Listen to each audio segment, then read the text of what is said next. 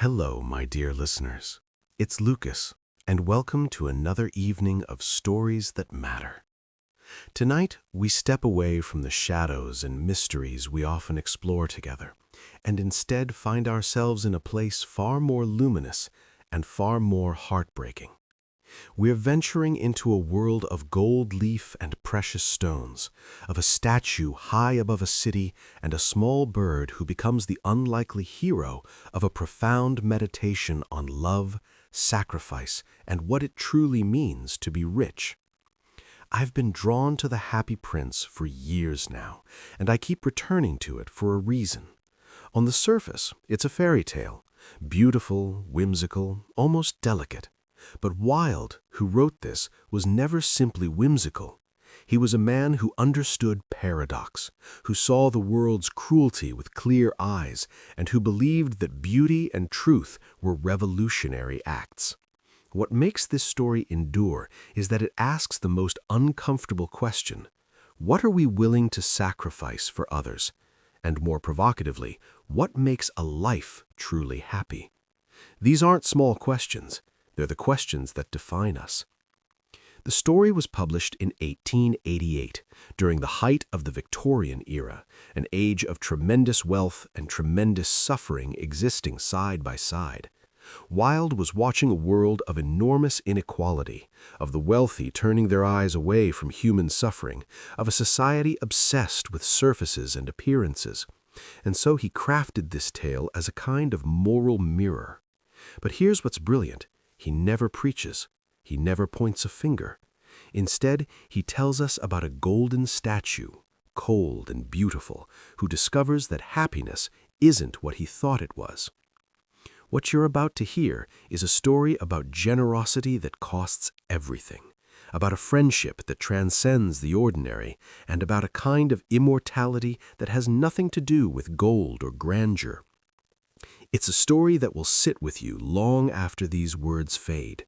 It's a story for anyone who has ever wondered if kindness matters in a world that seems determined to ignore it. And the answer it gives is quiet and devastating and absolutely true. The prose is delicate but never sentimental. The characters are few but profoundly felt. The city Wilde describes, with its poor and its wealthy, its indifference, and its occasional spark of compassion, feels as real today as it did in 1888, perhaps more so. Now, I want to invite you into the atmosphere of this tale. Imagine yourself in a European city at dusk, perhaps Prague, perhaps Vienna, perhaps a city of Wilde's own invention. The sun is setting, painting the sky in shades of amber and deep violet.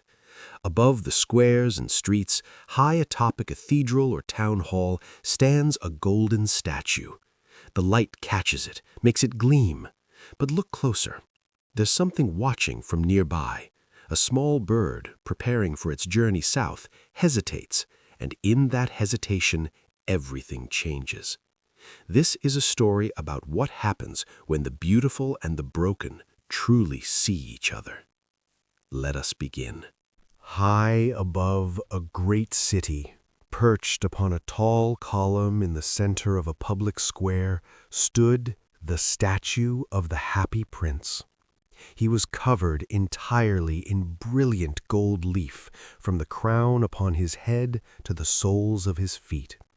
His eyes were two bright sapphires, and a large red ruby gleamed from his sword hilt like a drop of blood. Everyone who saw him admired him tremendously. "He is as beautiful as a butterfly," the young girls would whisper to one another. "More beautiful than a butterfly," the councilmen would declare, puffing out their chests with pride. "This statue honors our city." The Happy Prince himself stood gazing out over his domain with eyes that seemed to see everything and nothing at all. In life, he had lived in a palace where sorrow was not permitted to enter. The walls had been high, the gates locked. He had danced in galleries of marble. He had played in gardens of roses, but he had never looked beyond the palace walls. He had never wondered what lay beyond. And so he had lived a happy life, in the way that those who know nothing of suffering can be happy, which is to say, not at all, though they do not know it. But now, as a statue, all of that had changed. One evening, a small bird came flying through the city. His name was the swallow, though he had no name that anyone had given him.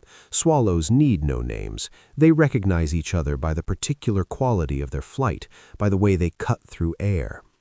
This swallow was flying south, as swallows do when autumn comes, when the leaves turn gold and red and the world prepares for sleep. But he had lingered too long in the north, distracted by the pleasures of a beautiful reed by the river, and now he found himself flying through an unfamiliar city, the sun beginning to set, the air growing cold. He was exhausted and alone, and he was looking for a place to rest. He landed upon the statue of the happy prince just as the first stars began to appear in the darkening sky. The metal was still warm from the day's sun, and the swallow folded his wings gratefully, preparing to sleep. But he had not been resting long when he felt something wet upon his face. He looked up in confusion. The statue was weeping. "Who are you?" asked the swallow, startled. "And why do you cry? You are covered in gold. Surely you have everything." For a long moment, the statue did not answer. When he finally spoke, his voice was like wind passing through a narrow place, distant and melancholy. "I am the happy prince," he said slowly. "Or at least I was called that when I was alive. They built this statue of me because they believed I was happy, but I was not happy. I was only ignorant. And now, from this great height, I can see everything, all the misery, all the suffering, all the loneliness that exists in this city I never truly knew." The statue pointed with one golden arm toward a poor quarter of the city, where the houses were small and crowded together like frightened animals.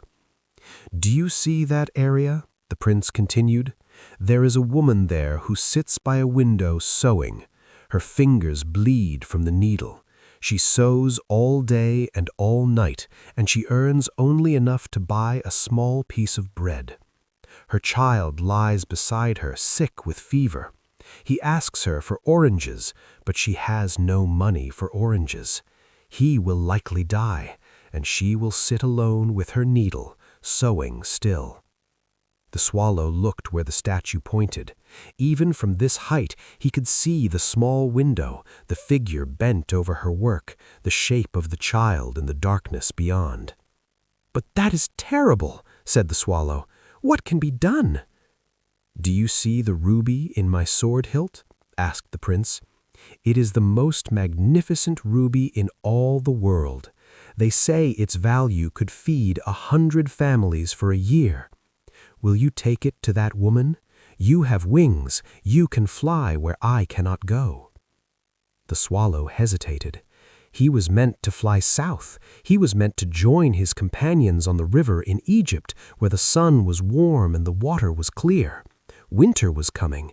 To stay would be dangerous. To delay his journey might mean his death. But he looked at the statue, and he saw in that golden face a loneliness so profound that it moved something in his small heart. And he looked down at the city below, at the small window where a woman bled from her needle, and he made a choice. "I will stay for one night. I will take the ruby to the woman." And so, with great effort, for the ruby was large and heavy, the swallow pecked and pulled at the precious stone until it came loose from the sword hilt. He held it in his beak, feeling its warmth, its weight, the terrible value of the thing he carried. Then he flew down through the darkening streets to the small quarter, to the small window where the woman still bent over her needle. He dropped the ruby at her feet, and she looked up in wonder. For a moment she thought she had imagined it. Then she picked it up, and the streetlight caught it, and she wept. She knew in that instant what this meant. She could buy medicine for her child. She could buy food. Her suffering, at least for a time, would ease. The swallow watched from the windowsill, and his small heart was fuller than it had ever been. When he returned to the statue that night, the prince was waiting. "You have done a beautiful thing," said the prince. "I can feel it even here, even in my golden prison. The ruby is gone, but the weight of sorrow in my heart has lightened by one small measure. But there is so much more suffering in this city, so much more that could be eased. Will you stay longer?" The swallow knew he should refuse, but he found that he could not. "I will stay through the autumn," he said, "but when winter comes, I must go, or I will freeze." And so began an autumn of small miracles. Each night the swallow would ask the prince where suffering lived in the city below, and each night the prince would direct him with his unwavering gaze to some corner of misery. A poet who was starving because no one would publish his work, a seamstress who worked in the cold without warm clothes, children who slept in the streets with no shelter, an old man dying alone with no one to sit with him. The swallow would fly down into the darkness, and he would take from the statue whatever he could find, a sapphire from the prince's eye, a piece of gold from his shoulder, a fragment of his crown, and he would carry these treasures to the suffering below. And each time he did, he felt as though he were flying not toward death, but toward life itself. The prince watched this unfold with a kind of peace settling over his features. His golden exterior began to change. Where once he had been brilliant and gleaming, he now became dull. The metal beneath the vanished gold showed through, dark, ordinary metal that had no value to anyone. His sapphires were gone, his ruby was gone, his beauty, by the measure of the world, was entirely destroyed. But the prince did not mourn this. For the first time in either his life or his strange afterlife, he was truly happy. Not the happiness of ignorance, but the deeper, more difficult happiness of purpose, of knowing that his existence meant something, that his presence in the world was not merely decorative, but redemptive. The swallow, too, was changing. His feathers grew dull from the cold that came earlier each day. His wings grew weaker. The other swallows had long since departed to Egypt, and he was alone. He should have felt despair. Instead, he felt a strange and beautiful companionship with the prince above him. They had become friends, he realized, true friends.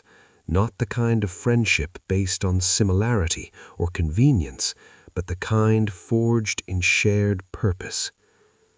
One morning, as the first snow began to fall, the swallow felt his strength failing. He flew up to the prince one final time, wanting to see his face as the world turned white and cold. "I must leave you soon," the swallow said, his voice weak. "I can feel it. Winter has arrived, and I am too weak to fly any longer." The prince looked down at his small friend, and something in his frozen metal heart broke. "Stay with me a little longer," the prince said. "Just a little while more. I have grown so accustomed to your presence. The city will be so silent without you." "I will stay," said the swallow, though he knew it meant his end. But only until tomorrow. Then I must go, or I will die here at your feet." That night the swallow rested at the prince's feet, his feathers growing stiff with cold. The snow fell silently on the city, covering the poor quarters and the rich quarters alike, making everything white and equal for a time. In the morning the swallow did not wake. He had died in the night, his small body curled against the base of the statue, frozen in the snow. The prince felt this loss as acutely as any living being ever could. For a long moment there was only silence. Then something extraordinary happened.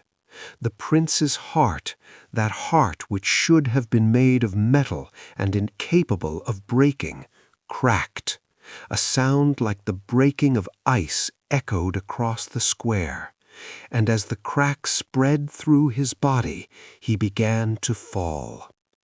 The beautiful statue, now dull and broken, toppled from its column. It crashed to the ground in pieces, the metal shattering, the fragments scattering across the snow-covered square. The workers came that day to clean up the debris. They saw the broken statue, and they shrugged. "It's ruined," said one. "Throw it away." They gathered the pieces and cast them aside.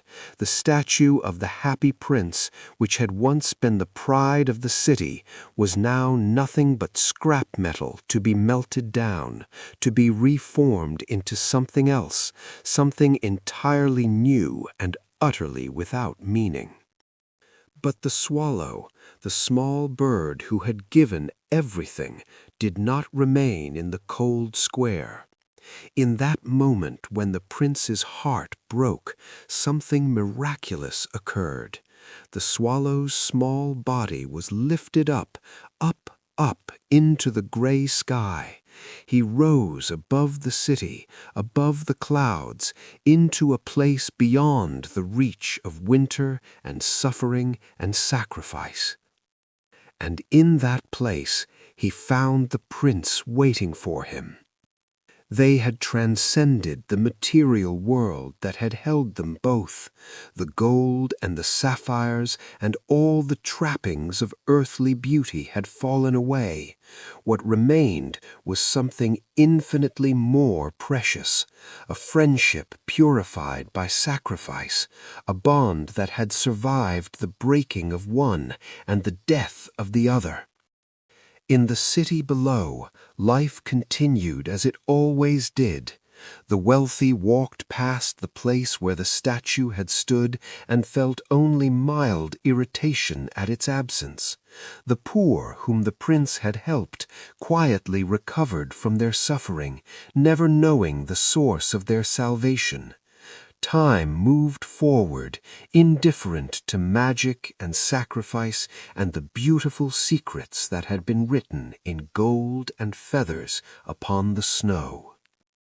But in a garden beyond the world, where no one suffers and no one hungers, where the winter never comes and the summer never fades, a small bird sits upon the shoulder of a golden prince, and they rest together in the kind of happiness that can only come from having loved completely, from having given everything, and from having discovered that in such giving nothing is truly lost. For true happiness, the prince learned at last, is not the absence of sorrow. It is the presence of purpose. It is not the possession of beautiful things. It is the willing surrender of those things in service to something greater than oneself. And that is a happiness no autumn can diminish, no winter can destroy, and no passage of time can ever take away. I hope you carried something with you through this story. Not a lesson exactly, but perhaps a question. a question about what we're willing to give, about what true happiness really is, about whether sacrifice is loss, or whether it might be something far more valuable. Oscar Wilde believed that beauty and truth were acts of rebellion against a world determined to be ordinary and cruel. This story is both beautiful and true. It asks us to reconsider everything we think we know about success, about beauty, about what makes a life worth living. Thank you for spending this evening with me and with the Prince and the Swallow. If this story moved you, if it stayed with you, please share it. Please tell others. Until next time, my dear listeners, may you find your own small ways to be happy, not through the absence of suffering, but through the presence of purpose. I'm Lucas. This has been our story for tonight. Rest well.